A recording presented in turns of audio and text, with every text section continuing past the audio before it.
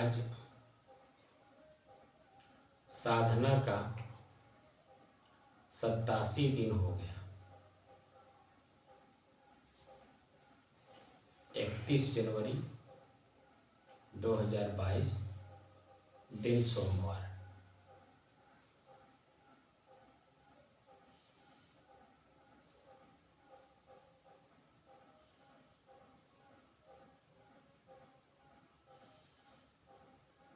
सहज समाधि योग साधना। सहज का मतलब ही होता है सरलता।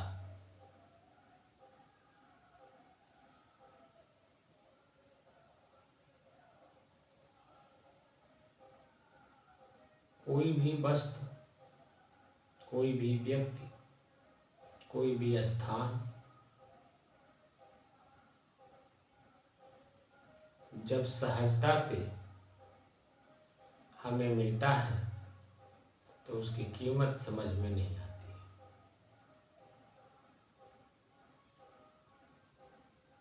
क्योंकि वो वर्तमान होता है।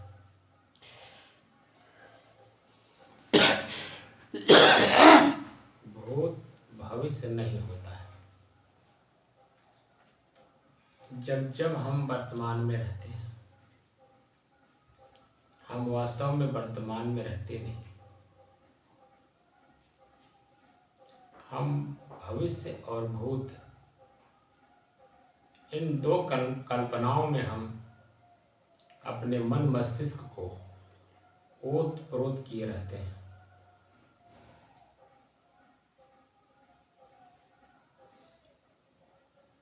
मन मस्तिष्क वर्तमान में न रहने के कारण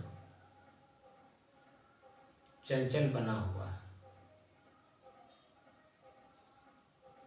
चंचल मन को एकाग्र, स्थिर और शांत किए बिना ये किसी निष्कर्ष पर नहीं पहुंच सकता है। आज 87 दिन हो गया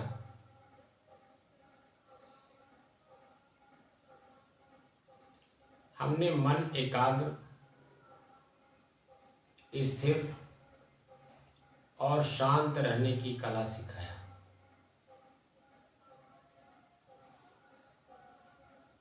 चंचल मन पहले तो एकाग्र हो। एकाग्रता से तात्पर्य है कि कोई भी एक लक्ष्य आप बना करके काम कर रहे हो, उसे एकाग्रता कहते हैं। कोई एक लक्ष्य आपने बना दिया, लक्ष्य हजारों हैं, हजारों लक्ष्यों में से आपने एक को चुना, आपने चुन लिया, एकाग्र हो गए। अब वह लक्ष्य जब तक पूरा ना हो जाए तब तक स्थिर होकर के चलना होगा उस लक्ष्य के प्रति, और शांत मन से, चंचल मन से नहीं, शांत मन से। आज यहाँ पर एक बात बतानी जरूरी है। हमारे जीवन में, हमारे यानी मनुष्य के जीवन में दो चीजें हैं, बाह्य लक्ष्य और आंतरिक लक्ष्य। बाह्य जगत और आंतरिक जगत, अध्यात्म और व्यवहार, ये दो चीजें हमारे साथ जुड़ी हुई हैं। व्यवहारिक जगत में हमें बाहर का लक्ष्य बनाना पड़ेगा। और वो अपने आप बनता भी रहता है, उसे हम प्राप्त करते भी रहते हैं, लेकिन मन उसमें शांति का अनुभव नहीं करता है। इसलिए बाह्य जगत को जब वो छू लेता है, देख लेता है, चख लेता है, समझ लेता है, तब अध्यात्म की तरफ मुड़ता है, आंतरिक जगत की ओर मुड़ता है। दो शरीर है, स्थूल शरीर और सूक्ष्म शरीर। स्थूल शरीर ये बॉडी है, शरीर है। इससे उत्पन्न बुराइयां, ठंडी, गर्मी, बरसात, भूख, प्यास, मान नहीं है। ठंडी, गर्मी, भूख, प्यास, बरसात, इन सब चीजों से बचने के लिए बाहर का लक्ष्य करना तो ठीक है। हम इस शरीर में हैं तो शरीर से उत्पन्न जो बुराई है इसको दूर करना यह हमारा कर्तव्य होता है। प्रत्येक मनुष्य का, साधु हो, गृहस्थ हो, ज्ञानी हो, अज्ञानी हो, कोई भी व्यक्ति, एनी पर्सन, अपने ही शरीर का भरण पोषण, रक्षण हम स्वयं नहीं करेंगे तो कोई दूसरा नहीं कर सकता। दूसरा करेगा भी तो अपना अधिकार जमाएगा आप पर। तो आप पर अधिकार जमाने का मतलब आप उनके अधीन हो गए, यानी परतंत्र हो गए। आप चाहते हैं स्वतंत्रता, स्वच्छंदता और स्वावस्था, लेकिन जब हम अपने शरीर का भरण पोषण और रक्षण हम नहीं कर सकते, दूसरा कोई करेगा, तो उसका अधिकार तो आप पर अपने आप बन जाता है। और जब अधिकार हो जाता है तो वो किस तरह से आपके शरीर का और आपके मन का दोहन करेगा, वह सहज आप समझ सकते हैं। जब हम इन सब चीज़ों से ऊब जाते हैं, परेशान हो जाते हैं, दुखी हो जाते हैं, पीड़ित हो जाते हैं, तब हम अध्यात्म की तरफ मुड़ते हैं, यानी अपने आप की तरफ मुड़ते हैं। दुखी, पीड़ित होने के मतलब चंचल मन। अब चंचल मन को स्थिर और शांत करना चाह रहे हैं तो अध्यात्म का एक ही उद्देश्य है, अपनी चेतना का बोध होना।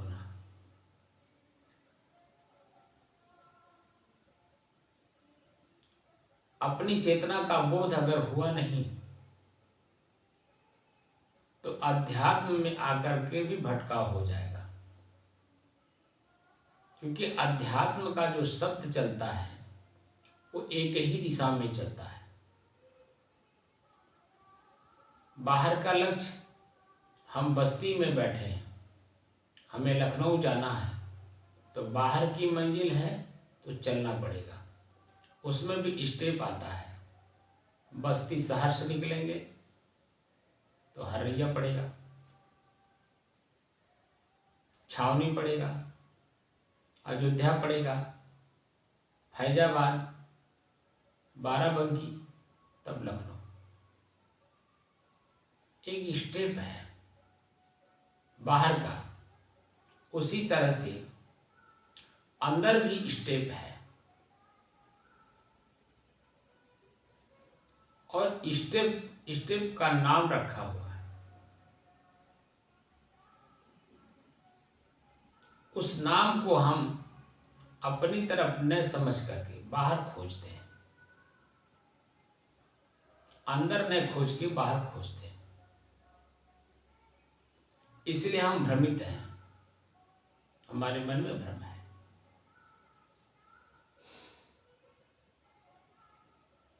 जितने भी तीर्थ बने हुए हैं, जहां पर मान्यताएं हैं, उन मान्यताओं को इसलिए संत महात्मा ऋषि मुनि प्रचार प्रसार किए कि वहां जाने से, वहां आराधना करने से, साधना करने से ये वस्तु प्राप्त होगी। वह एक लालच दी गई। लालच इसलिए दी गई कि जो तीर्थ आज आपको शहर के रूप में दिख रहे हैं, जब वहां तीर्थ था नहीं तो भी तो वहां आदमी रहते थे, ऐसा नहीं रहते थे। वहां संत महात्मा रहते थे, साधना करते थे, तपस्या करते थे, और तपस्या करते करते आत्मज्ञान को प्राप्त करते थे। तो जिस जगह पर संत महात्मा ज्यादा हुआ करते थे, तो गृहस्थों के बीच में, गांव के बीच में जा करके उसका प्रचार प्रसार करते थे। वहां जाने से ये मिलेगा। तात्पर्य ये है कि वहां जाने से वो भूमि होती है पवित्र, क्योंकि वहां तप होता है, साधना होती है, आत्मज्ञान की चर्चा होती है। तो जितने वहां संत महात्मा रहते थे, उनके आश्रमों में दैनिक जीवन का जो व्यवहार होता था, वह सूक्ष्म शरीर, आत्मा से संबंधित चर्चाएं हुआ करती थी। तो जो सामान्य आदमी है, वो अपने स्थूल शरीर को ही मैं मान बैठा है। तो सूक्ष्म शरीर का ज्ञान होता है, हमें ये नहीं करना चाहिए, हमें वो नहीं करना चाहिए, हमें इनसे ये इस तरह की बात नहीं करना चाहिए, इन वस्तुओं को हमें नहीं छूना चाहिए, इन व्यक्तियों को हमें नहीं छूना चाहिए, या इन व्यक्तियों के साथ ऐसा व्यवहार नहीं करना चाहिए। ये तरह तरह की जो व्यवहारिक शैली है, उसको सीखने का मौका मिलता था। वहां जाने से मन पवित्र होता था, शांत होता था, और सूक्ष्म शरीर को जानने का एक अवसर, एक मौका प्राप्त होता था।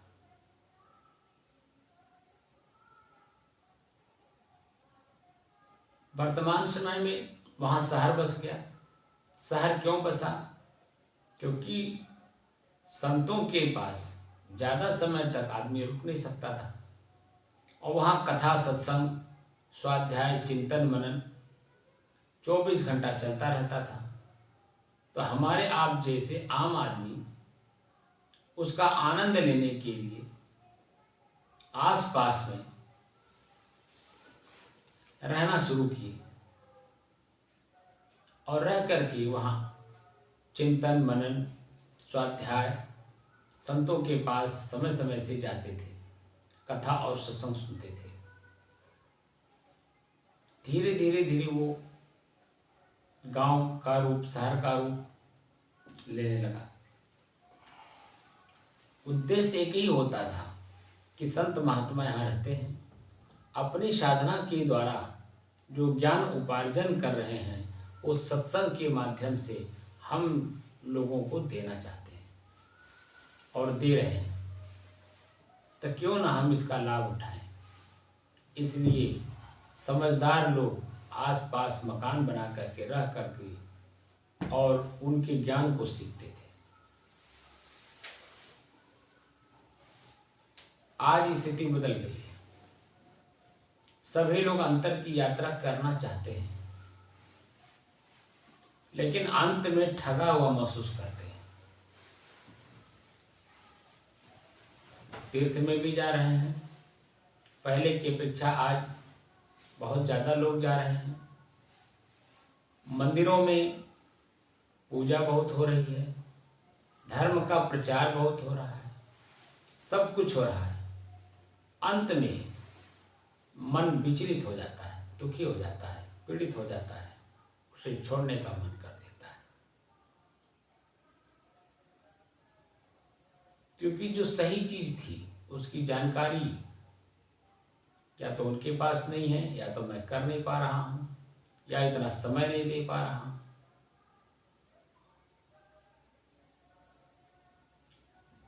इसलिए मन अशांत का अशांत ही बना रह जा रहा है।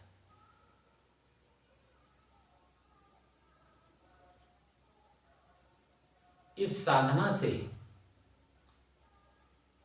मैं वो पुरानी चीजें लागू करना चाहता हूं आपके जीवन में, जिससे कि मन आपका शांत हो। पहले मन एकाग्र हो, यानी एक किसी काम में मन लगे, दूसरे उस काम में स्थिरता हो और मन शांत हो। यह अध्यात्म है। अध्यात्म में आत्म तत्व का ज्ञान करना है। आत्म तत्व यानी चेतना का बोध करना है। चेतना का जो स्वभाव है, धर्म है, वो शांत स्वभाव है। उसका धर्म शांत है। हम शांत स्वरूप स्वयं हैं, लेकिन बाहरी वस्तुओं में, व्यक्तियों में, स्थानों में ढूंढ रहे हैं। इसलिए हम दुखी और पीड़ित ही रह जा रहे हैं। इसीलिए कहा जाता है, सदगुरु कबीर साहब ने कहा है, दौड़त दौड़त दौड़िया जहलग मन की दौड़, दौड़ भया मन थिर भया बस्त ठौर की ठौर। जो शांति आप बाहर खोज रहे हैं वो आपके अंदर है। इस सभी महापुरुष कहते हैं। निर्गुण भजन हमारे संत महात्मा गाते हैं, उसमें भी यही सारी बातें समझाई जाती हैं, बताई जाती हैं, परंतु कराई नहीं जाती हैं। यही समस्या है। क्योंकि करने के लिए स्वतः मन को शांत करना पड़ता है। पहले अगर हमारा मन शांत नहीं है, हम दूसरे के ऊपर अपनी शांति का ज्ञान व्यवहार में नहीं उतार सकते। स्वतः अपने जीवन में उतारना पड़ता है। क्योंकि हर चेतना, हर शरीर के अंदर में जो चेतना है, वो जैसे शरीर स्वतंत्र है, वैसे ही शरीर के अंदर में रहने वाला जो चेतना है, वो परम सत्ता, वो स्वतंत्र है। अपनी स्वतंत्रता हम चाहते हैं, लेकिन बाहर चाहते हैं। तो बाहर प्रकृति के नियमों में बंध करके, वो तो परतंत्रता का ही ज्ञान हमने प्राप्त किया, और परतंत्रता में शांति होती नहीं है, मन शांत होता नहीं है। और हम शांति चाह रहे हैं।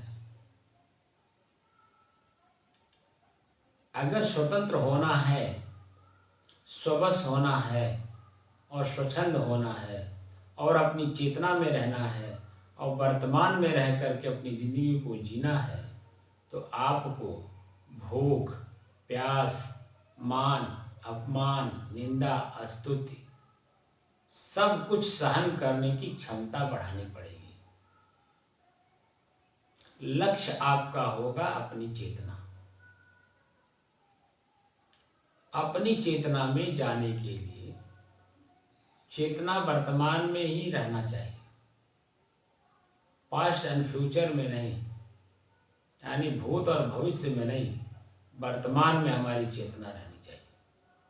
तो जब वर्तमान में हम रहते हैं, शांत रहते हैं, तो हम कहाँ बैठे हैं? सामने व्यक्ति कौन है, हमारे सामने वस्तु क्या रखा है, सारी चीज़ों पे चिंतन करके वही चीज़ हम ग्रहण करेंगे। आँख से भी, कान से भी, नाक से भी, मुंह से भी, स्वाद से भी, लिंग से भी, जितने से हमारे शरीर का जो व्यवहार है वो चल सके।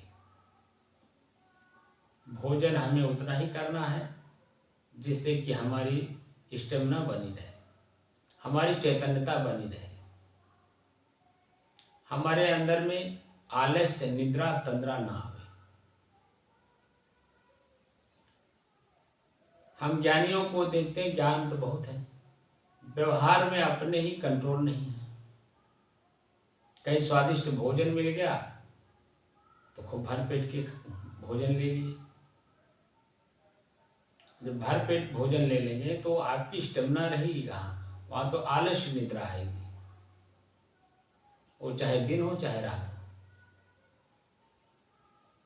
आप कोई चीज को देखते तो ज्यादा देखने लगते हैं, कोई बात को सुनने लगते कान लगा के सुनने लगते हैं।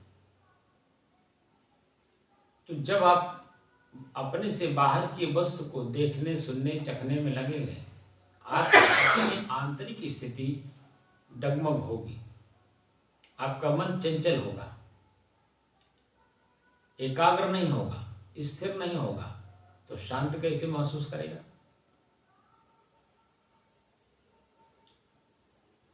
मन पहले हमारा एकाग्र होना चाहिए, एक लक्ष्य पे चलना है। जितने साधक बैठे हैं ज्यादातर मैच्योर हैं। मैच्योरिटी का मतलब होता है कि बचपन से लेके और अब तक 60 साल गुजर गए, 60 साल से एबव हैं लोग। हर वस्तु को, हर स्थान को, हर मन की कल्पना को ज्यादा से ज्यादा आपने छू करके, चख करके, सुन के, करके आपने देख लिया। उसमें ना मन एकाग्र हुआ, ना मन स्थिर हुआ, और शांति तो दूर की बात है, मन और चंचल बन गया, स्थिर हुआ नहीं, तो शांति का अनुभव कैसे कराएगा। तो अगर अपने अंतर की यात्रा करना है तो वर्तमान समय में मन की यात्रा कराने के लिए बहुत सारे लोग साधना करा रहे हैं। मैं ये नहीं कहता हूं गलत है,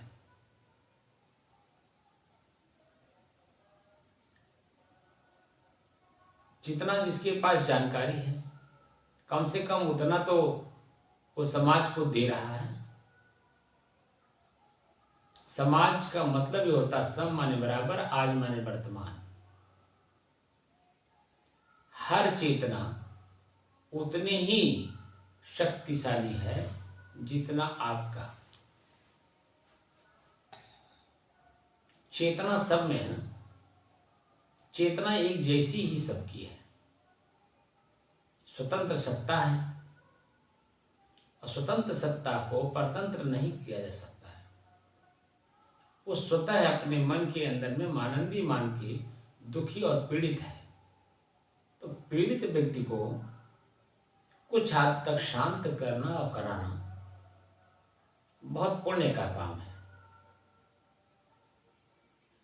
लेकिन गलती कहाँ होती है? गलती होती है कि सामने वाला व्यक्ति आपकी क्रिया से, आपके व्यवहार से, आपके चिंतन से जब परिचित होता है तो बाद में आत्मग्लानि करता है, अपने आप को ठगा महसूस करता है। ये नहीं होना चाहिए। हम इससे संतुष्ट नहीं हैं। कोई भी व्यक्ति संसार में जितने भी मनुष्य शरीर में चेतना है, सभी लोग एक ही चीज खोज रहे हैं, आत्मसंतुष्टि। लेकिन वो दूसरे में ढूंढ रहे हैं, यही गलती है। और ढूंढने वाला स्वतः जो उसको ढूंढने का काम कर रहा है और लोगों को उस तरह ले जाने का काम कर रहा है, उसको एकदम प्योर होना चाहिए, शुद्ध होना चाहिए, उसमें मिलावटी नहीं होना चाहिए, मुख में डली नहीं होनी चाहिए, यानी लूटने का भाव नहीं होना चाहिए। सामने वाला ठगा महसूस करेगा अंत में तो आपका आपका ज्ञान, आपका व्यवहार, आपका आचरण फिर किसी काम का नहीं।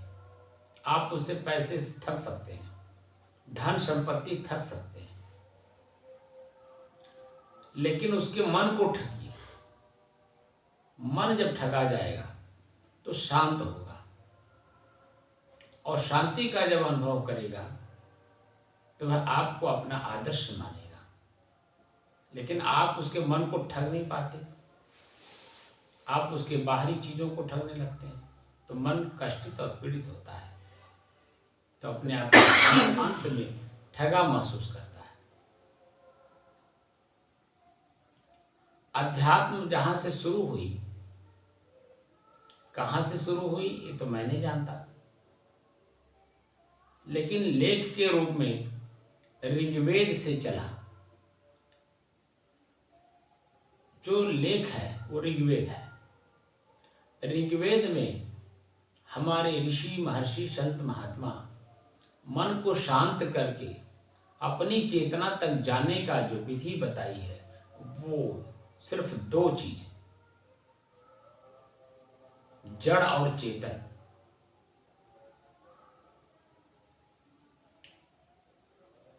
प्रकृति और पुरुष, इन दो वस्तुओं को जानने के लिए दो साधन उन्होंने दिया। सबसे पहले अपनी चेतना का बोध करिए, उसके लिए उन्होंने ईश्वर शब्द का प्रयोग किया। चेतना का बोध करने के लिए ईश्वर शब्द का, ईश्वर एक साधन है, साध्य नहीं, वो हमारा लक्ष्य नहीं है। लक्ष्य हमारी चेतना है, साधन ईश्वर है। ई प्लस स्वर, ई माने यह, स्वर माने श्वास। आंख, नाक, कान, हाथ, पैर की जो क्रियाएं हैं उन्हें बंद करिए, बाहर की जो गति है उसे रोकिए, अंतर की गति शुरू करिए। तो कैसे शुरू करिए? अपने श्वास से। यह अंतर की यात्रा है। अंतर की यात्रा करने का जो साधन है वह साधन ईश्वर है। ई माने यह, स्वर माने श्वास। अपने ही श्वास को अपने ही मन के द्वारा देखना है। और कैसे देखना है? तटस्थ होकर। श्वास मेरा है, मैं श्वास नहीं। साक्षी भाव, दृष्टा भाव में। और कैसे देखना है? वेदना संवेदना के आधार पर, सुख और दुख के आधार पर। अपने ही श्वास को जब हम देखते हैं, देखना प्रारंभ करते हैं, चंचल मन स्थिर होने में धीरे धीरे कामयाब होता है। चंचल मन बाहर की तरफ भागता है तो धीरे धीरे धीरे धीरे वो पहले स्थिर होता है।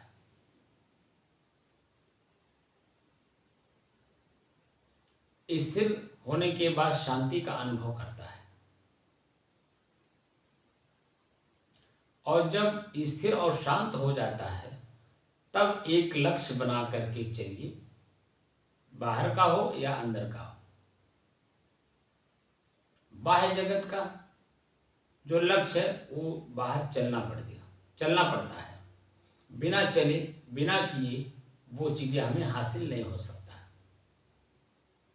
लेकिन ये भीतर की यात्रा है, यहाँ चलना नहीं है, यहाँ रुकना है। यहाँ जितना ही मन को रोका जाएगा, मन को एकाग्र किया जाएगा, स्थिर किया जाएगा, उतना ही अपनी चेतना का बोध होगा।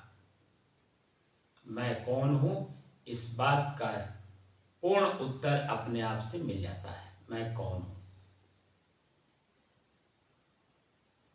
ये जो शरीर है, ये शरीर मेरा है। शरीर के जो पार्ट्स हैं, आंख, नाक, कान, हाथ, पैर, लिंग, गुदा, उपस्थ, हाड़ मांस का ये ढांचा मेरा है, न कि मैं। ये शरीर मैं नहीं हूं, मेरा है। तो दो चीजें हो गई, मैं और मेरा। मेरा मेरे से अलग, तब मेरा। मैं स्वयं, मैं जब स्वयं हूं तो स्वयं का अनुभव कैसे होगा? क्योंकि गति अभी चल रही है, मन की गति। मन शांत हो जाएगा, आप अपनी स्थिति में चले जाएंगे, वहां सिर्फ अनुभूति होती है, मैं अपनी चेतना में लौट गया। मन की गति जब तक होगी, चेतना अपनी चेतना में समाहित नहीं होगा, उसको स्थिति बोलते हैं। हमारे दार्शनिक भाषा में स्थिति बोलते हैं। अपनी स्थिति में, अपने स्वभाव में, अपने आप में चेतना समाहित हो जाती है और हमेशा प्रेजेंट में रहती है। जब तक इस शरीर में चेतना रहेगी, तब तक अपनी शांति का और अपनी चेतना का बोध कराएगी। और जिसको अपनी चेतना का बोध हो जाता है, उसका दायित्व बनता है कि इसे कैसे सुरक्षित हम रखें। क्योंकि आंख देखेगा, मन बनेगा, आकर्षण होगी, पाने की ललक होगी, आपकी चेतना वहीं सुप्त हो जाएगी। चेतना रहेगी लेकिन बाह्य वस्तुओं को पाने में। अब बाह्य वस्तु का जो परिणाम है वो दुख, पीड़ा, पश्चाताप।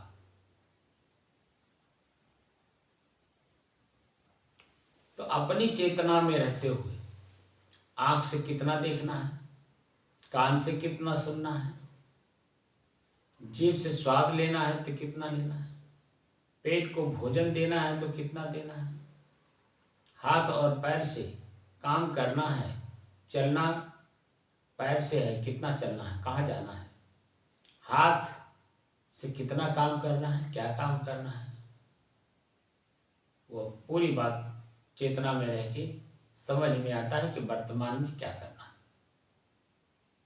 तो ये अंतर की यात्रा है। अंतर की यात्रा को, बाहर की यात्रा सफलता नहीं देती।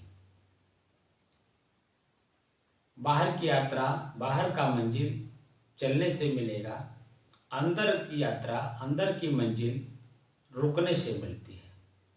जितना ही मन रुकेगा, शांत होगा, एकाग्र होगा, स्थिर होगा, उतने ही आप के अंदर में जो भ्रम है, कान से सुना गया है, आँख से देखा गया है, जीभ से स्वाद लिया गया है, हाथ से दिया लिया गया है और पैर से चला गया है, इंद्रियों के भोग जो हम भोगे हैं, उनकी जो वास्तविक स्थिति है वो पूरी बात समझ में आ जाती है कि हमें भ्रमित करने वाले हमारे ही शरीर में हमारी इंद्रियां हैं।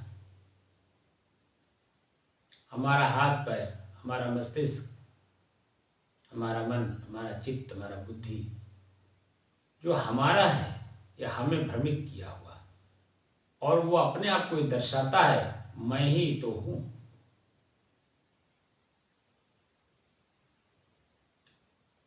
वो अपनी जो चेतना है, चेतना को ही कहता है आप ही का तो काम कर रहा हूं।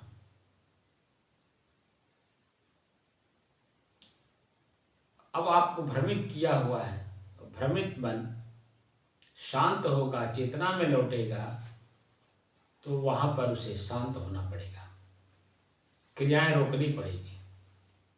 मन की गति, मन की क्रिया बिना रुके आप अपनी चेतना का बोध नहीं कर सकते, क्योंकि मन की गति बाह्य हो गई है, बाहर की तरफ ही अपना मंजिल बना रखा है। उसी मंजिल को पाने के लिए वो लालायित रहता है, अनेकों मंजिल बना रखा है। अनेकों लक्ष्य बना रखा है, अनेकों इच्छाएं अपने अंदर में बैठा रखा है और एक एक करके पूरा करता है। पूरा करता है, जब पूरा होता है तो दिखता है कि अरे तो इससे हमारी संतुष्टि नहीं है, सुख नहीं मिला, आनंद नहीं मिला। जो कि सुख के सागर, आनंद के सागर आप स्वतः चेतना में है, अपनी चेतना का बोध नहीं हो पाती। इसलिए जो सहज भाव में हमारे ऋषि महर्षि संत महात्मा ऋग्वेद काल से और अब तक जिन लोगों ने इस साधन का उपयोग किया है वो सही मंजिल पर पहुंच अपनी बना पाए हैं। जो लोग जरा सा भी इससे इफपट गए वो भटक गए, मन की गति में चले गए, इसलिए मन शांत नहीं हो पाया। और जब मन शांत नहीं हो पाया तो जो मोक्ष नाम की वस्तु है वो बाहर मिलेगी नहीं ना।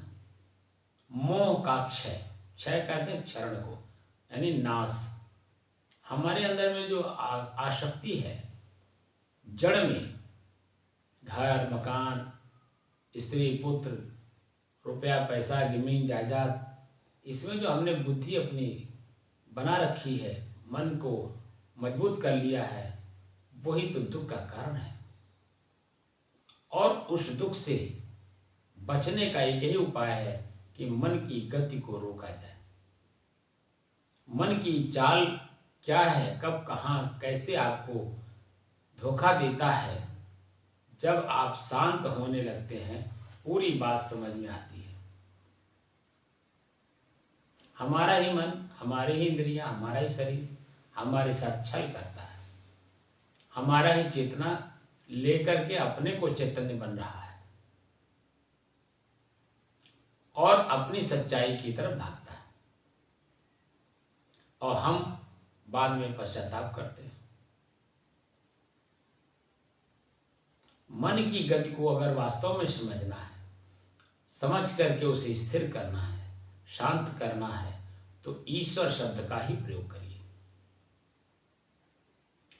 अब जो भगवान, जब ईश्वर शब्द से चेतना का बोध हो जाता है, तब उसके बाद चेतना का बोध होने के बाद तब भगवान का रिसर्च करिए। भगवान कौन है? भगवान जड़ को कहते हैं,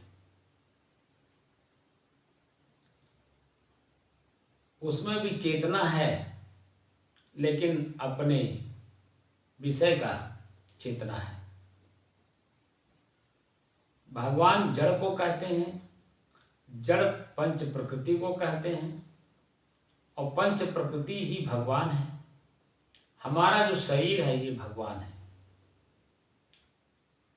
तो जब मन शांत रहता है, अपने शरीर की क्रियाओं को शांत भाव से वर्तमान में हमारे शरीर की क्या क्रिया हो रही है वो समझ में आ जाता है, तो उसे शांत करने में आनंद आता है। भा से भूमि, भूमि माने मिट्टी, ग से गगन, गगन माने आकाश, व से वायु, आ से आग, न से नीर, नीर माने पानी। तो पंच प्रकृति को भगवान कहते हैं, जो जड़ है, जो हमारा शरीर है।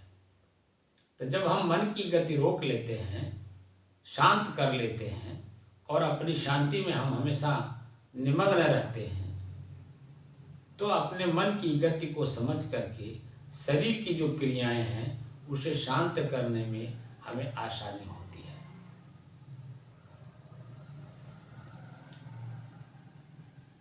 अपनी चेतना में लौटने में आसानी होती है। तो भगवान और ईश्वर जड़ और चेतन का बोध करने के लिए है। और बोध कौन करेगा?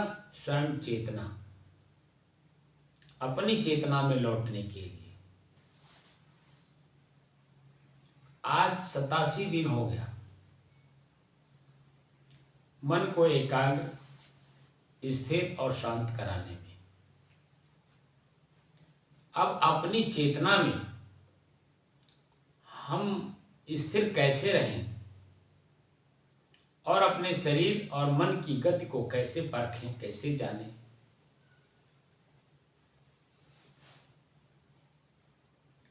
वर्तमान में हम कैसे रहें, हमारे शरीर में किस जगह पर, किस रूप में क्या क्रिया हो रही है और उससे हमें क्या बोध हो रहा है, वर्तमान में क्रिया जो शरीर मांग रहा है वह उसे देने योग्य है या नहीं। इन सब व्यवधानों को कैसे समझेंगे, समय समय से जब मन शांत रहेगा तो अपने आप समझ में आ जाएगा। अध्यात्म में जो ऋषि हुए उन्होंने एक लक्ष्य बनाया, एक लक्ष्य से चलना शुरू किया, अपने ही श्वास का अभ्यास किया, अपनी चेतना का बोध किया और शरीर के क्रियाओं का बोध किया। तो लक्ष्य क्या है? समाधि। महर्षि पतंजलि जी भी, गीता भी, शिव पुराण भी और संत सम्राट सद्गुरु कबीर भी समाधि को ही लक्ष्य बनाया है।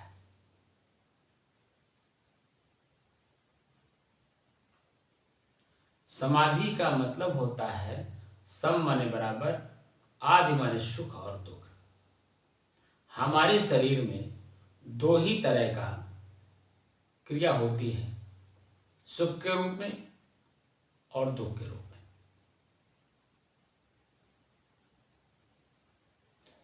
हम अपनी चेतना में जब रहते हैं, स्थिर रहते हैं, तो समाधि एक शक्ति है हमारे पास, उसका हम प्रयोग करते हैं तो हमें क्या मिलता है? दो चीजें मिलती हैं, सहनशीलता बढ़ती है और धैर्य नाम की जो शक्ति है वो हमारे अपनी चेतना में रह करके प्राप्त की जाती है।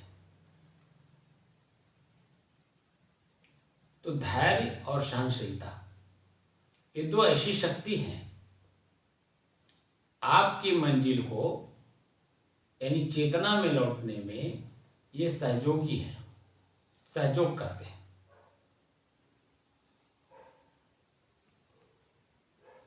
और सहनशीलता जितना ही बढ़ती है, मन आपका उतना ही जो उद्वेगित रहता है वो एकाग्र, स्थिर और शांत होता है। मूल तत्व है आपका चंचल मन पहले एकाग्र हो, एकाग्र मन पहले स्थिर हो और स्थिर मन शांति का अनुभव करे, ये साधना का उद्देश्य है। और अपनी चेतना में पुनः लौट जाए हम, तो जड़ में जो आसक्ति हो गई है, बार बार क्रिया करके जो आसक्ति हो गई है, आदत बन गई है, उस आदत को सुधारने में और आसक्ति को अनासक्ति में बदलने में हमें कामयाबी मिलेगी, तो मोक्ष मिलेगा। यानी हमारे अंदर में जो आसक्ति है, बार बार किसी चीज को देखना, उसके प्रति आसक्ति होती है, बार बार किसी बात को सुनना, उसमें आसक्ति होती है, बार बार हाथ से करना, जीभ को उसका स्वाद देना, तो उसमें एक आसक्ति बन जाती है। अब वह चीज़ें जब तक वो देखता नहीं है, सुनता नहीं है और स्वाद में वो चीज़ें प्राप्त नहीं करता है, तब तक मन चंचल रहता है। और चंचल मन क्या करेगा, क्या नहीं करेगा, क्या सुनेगा, क्या नहीं सुनेगा, क्या चखेगा, क्या नहीं चखेगा, ये उसके अपने वर्तमान में डिपेंड करता है। हमारा मन चंचल है, भोजन किसी ने हमें दिया, मिर्च, मसाला, तेल कुछ भी अगर कम बेस हुआ तो तुरंत जीभ से अपशब्दों का झड़ी लगा देता है। मन चंचल है, क्योंकि जो बस वो खोज रहा है स्वाद, वो तत्काल में प्राप्त नहीं है। तो चंचल मन क्या करेगा? हम मीठा मीठा अच्छा अच्छा शब्द सुनना चाहते हैं, लेकिन सामने तत्काल में अब शब्दों की झड़ी कोई लगा रहा है तो क्रोधित हो जाता है।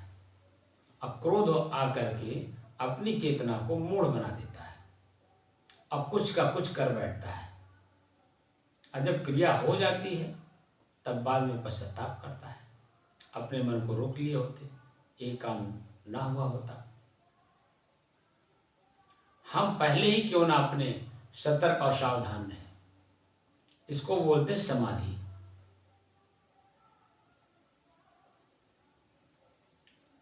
महर्षि पतंजलि समाधि एक लक्ष्य बनाया, तो लक्ष्य को पाने में जो व्यवधान आए वो 6 तरह की व्यवधान आई,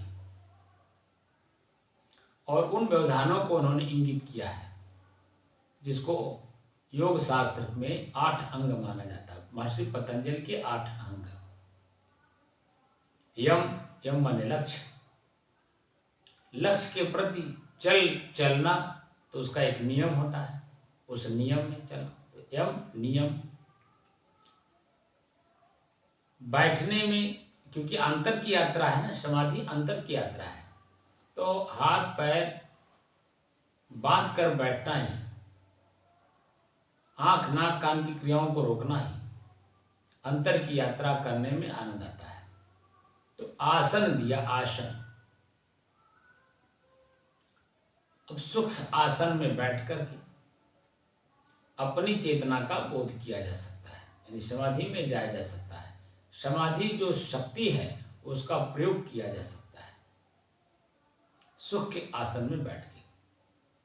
तो जब हम पलथी मार के बैठते हैं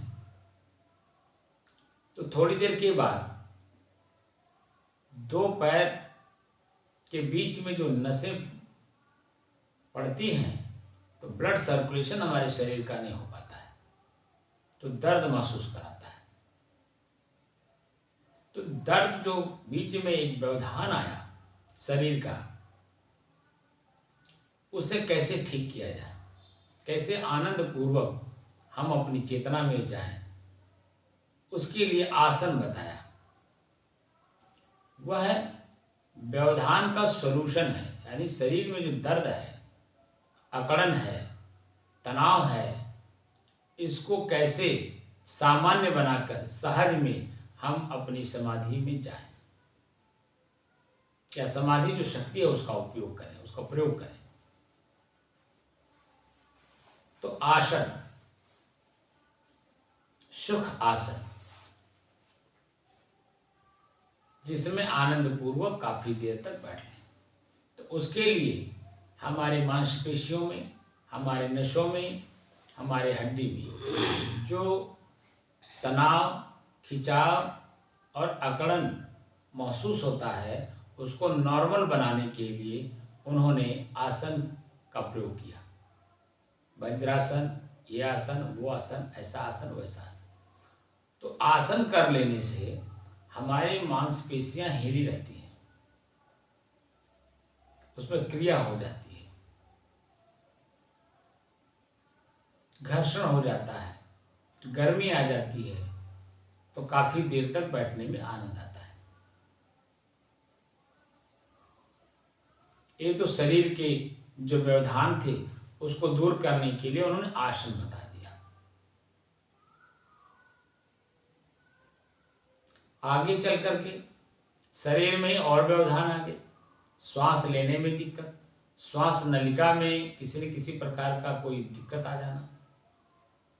उस श्वास नलिका के जो दिक्कत है, परेशानी है, उसे दूर करने के लिए उन्होंने प्राणायाम, तो प्राणायाम में शीतली प्राणायाम, भस्त्रिका प्राणायाम, ये प्राणायाम, वो प्राणायाम, उन्होंने कई तरह से देखा। जब श्वास नलिका बिल्कुल साफ हो जाती है, सामान्य श्वास लेने में हमारी स्थिति बन जाती है, कोई दिक्कत नहीं होती है, तो आसन का प्रयोग किया। तो आसन उन्होंने बताया कि श्वास लेने में जो दिक्कत है, उस दिक्कत को दूर करने का जो संसाधन है वो प्राणायाम है। ये तो हो गया स्थूल स्थूल। अब इंद्रियों का आहार यानी भोजन, आँख का भोजन रूप है, कान का भोजन शब्द है, जीभ का भोजन स्वाद है, लिंग का जो भोजन है वो स्पर्श है। अब ये परेशान करने लगे। अब इनकी परेशानी दूर करने के लिए उन्होंने प्रत्याहार बनाया।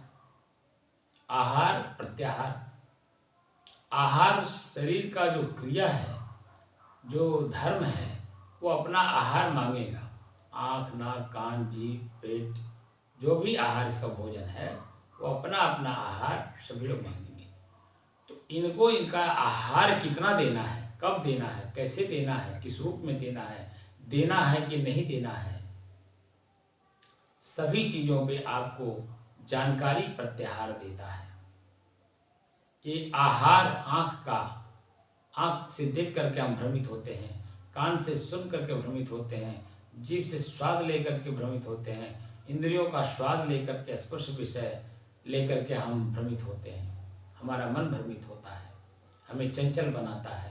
तो चंचल मन को स्थिर करने में जो कामयाबी मिलती है वो प्रत्याहार से स्थिरता आती है, अस्थाई स्थिरता आती है मन की। प्रत्याहार का उपयोग करा है। यम, नियम, आसन, प्राणायाम, प्रत्याहार। अब धारणा, ध्यान, समाधि।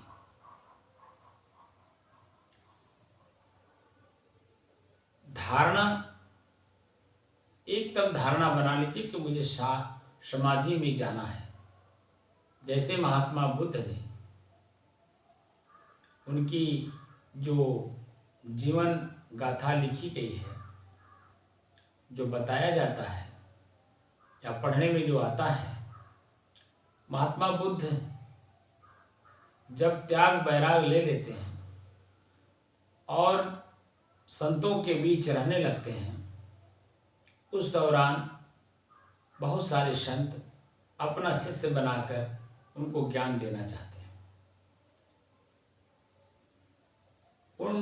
उस दौरान, साधना के दौरान,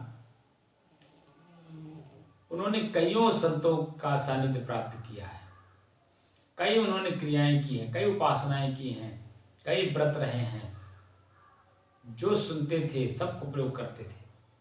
जो लोग जो बताते थे उस बताने के अनुसार उसका उपयोग वो करते थे, प्रयोग करते थे। कहीं संतुष्टि नहीं मिली।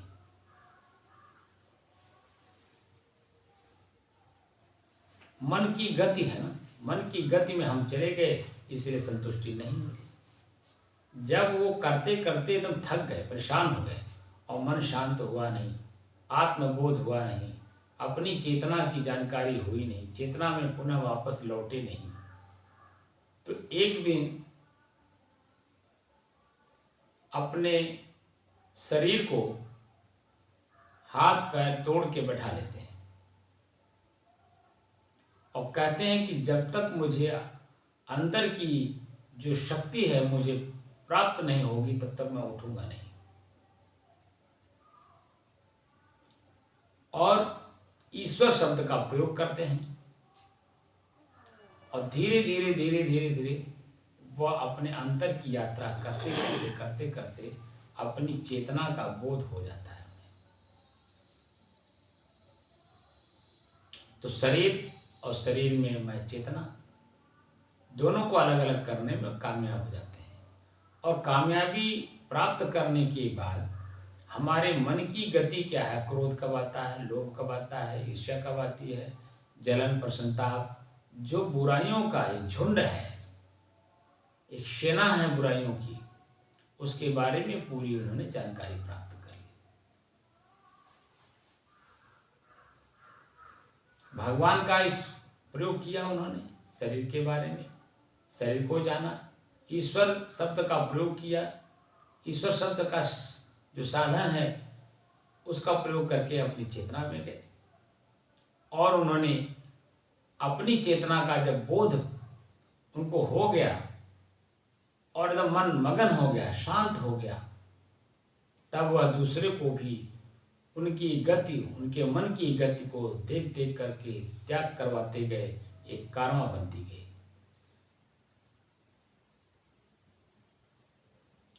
मन की गति जिसने भी ईश्वर शब्द से रोका, ईश्वर शब्द का प्रयोग किया, ईश्वर रूप जो शक्ति है उसका प्रयोग किया, तो मन की गति अपने आप धीरे धीरे शांत होने लगती है। गीता समता का ज्ञान कराती है, समाधि का ज्ञान कराती है, और समाधि में चले जाने के बाद हमारी जो क्रियाएं होती हैं शरीर की, वो 3 तरह की होती हैं, पूरा ज्ञान कराया है। व्यवहारिक प्रक्रिया 3 तरह से होती है, उत्तम कार्य, मध्यम कार्य और निम्न कार्य। हम अपनी चेतना में जब रहते हैं तो उत्तम कार्य करते हैं तो समाज में ख्याति मिलती है। चेतना हल्का सा डाउन होता है तो मध्यम कार्य होता है, चेतना बिल्कुल विलुप्त हो जाती है तो निम्न स्तर का काम होता है, जिसका परिणाम दुख और पीड़ा है। अपनी ही स्थिति को हम बदलते चले जाते हैं और अपने शांत सागर में निमज्जन करने लगते हैं, यानी स्थित हो जाते हैं। ये जो साधना है, इस साधना सबके लिए है।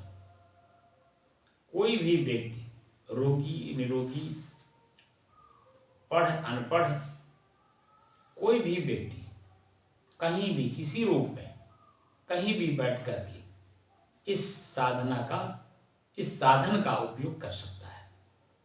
ईश्वर जो साधन है, इस साधन का उपयोग कहीं भी किसी रूप में भी किया जा सकता है। अपने ही श्वास को तो देखना है। हम चल रहे हैं तो हम सांस ले रहे हैं, तो चलने में हमारी सांस की गति तेज हो जाती है। हमारी सांस की गति जब तेज होगी तो हम अपने जो चाल है, जो चलने की शैली हमारी है, वो तेज है, मध्यम है या धीमी गति है, ये समझ में आ जाती है, तो उसको सामान्य बनाने में आसानी होती है।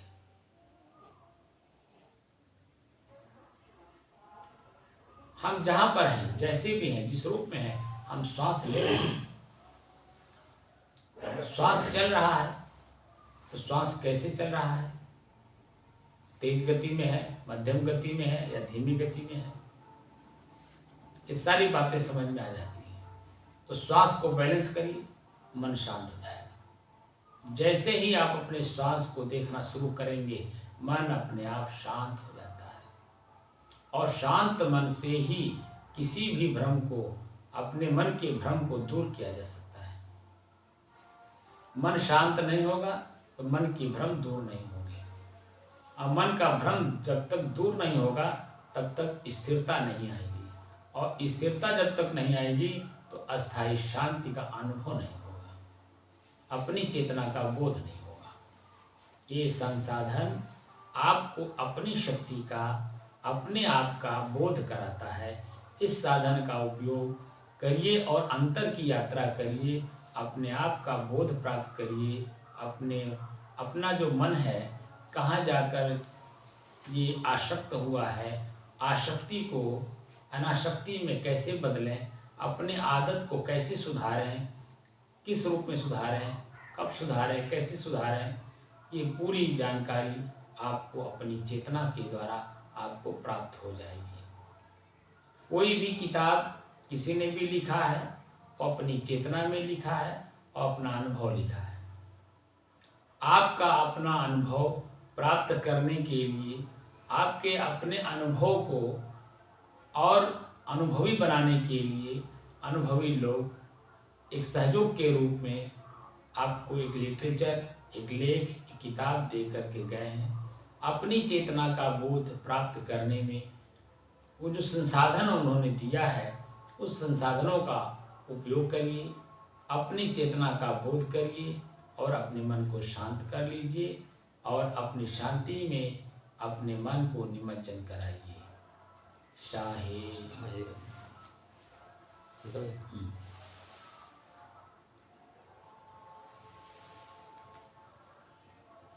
हो गया ना।